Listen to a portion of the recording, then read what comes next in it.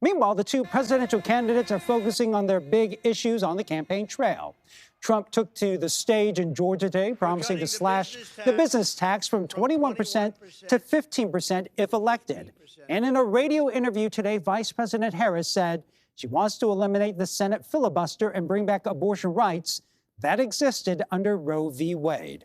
And we are now just 42 days away from Election Day. And joining us live now is Professor David McCuan.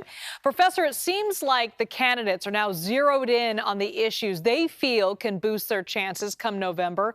Trump with the economy and immigration, Kamala Harris with abortion rights. Do you think the winner is going to come down to who can actually keep the focus on their key issues? Well, certainly the issues will matter in this sense. We're seeing voters across the political spectrum emphasizing the economy of their pocketbook. It's what comes next that's important. And for voters in key battleground states, there is this big gender gap. So if you're Harris, you want to keep talking about abortion.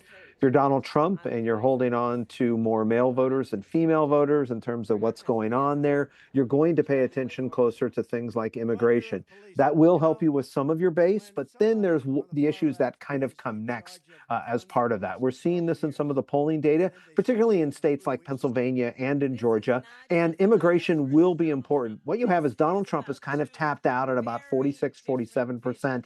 And Kamala Harris is still defining herself. So that means that for Donald Trump, you want to get back onto those issues, a place where he's had the last couple of weeks. He's been all over the mark. And certainly the economy and their economic plans are going to drive that agenda for both of them, even though they might have a secondary or tertiary set of issues as well.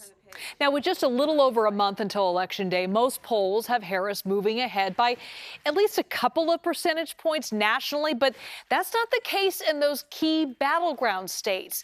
What do you attribute that to, and should we be paying attention to the polls? Do they matter?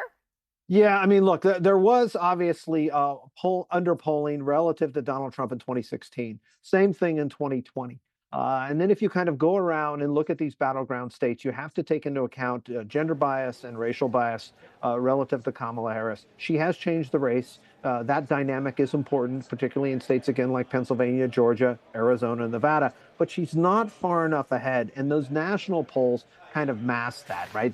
They look through, if you will, and everyone has pants. And as a result, they show this kind of what's happening with polling. But you need to kind of get into a place where you're looking at voter subsets, particularly what's going on with those educated or not, those that are working class or not, because that's where you see an underreporting of Donald Trump's support. And that underreporting of Donald Trump's support is about 1.5 points before we get to gender and racial bias. So that means Kamala Harris, to be competitive, has to be ahead by, 5 points or so in a state like Georgia or Pennsylvania. All right, we've got the vice presidential debate on Thursday. The conventional wisdom is that VP candidates, frankly, this debate doesn't really matter, but this is a very different election, as we've been saying. Could this one be an exception?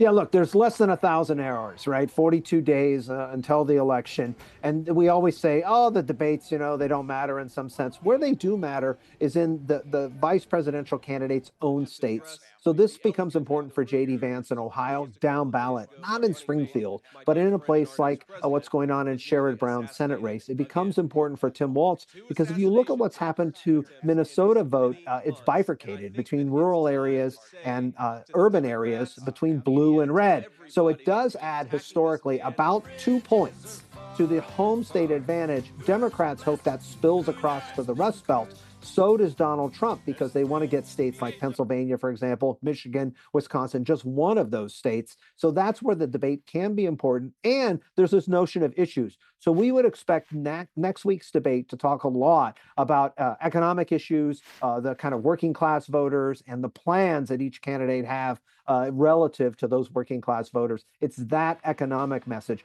I think, that we should pay attention to see if it's emphasized next week by each respective candidate. Professor David McCuan from Sonoma State. Nice to see you got the purple shirt memo that I sent out earlier today. Well done. Right. Got to pay attention to the purple people. They matter this election. But not the purple people eaters. All right. Thank you, Professor. Thank you.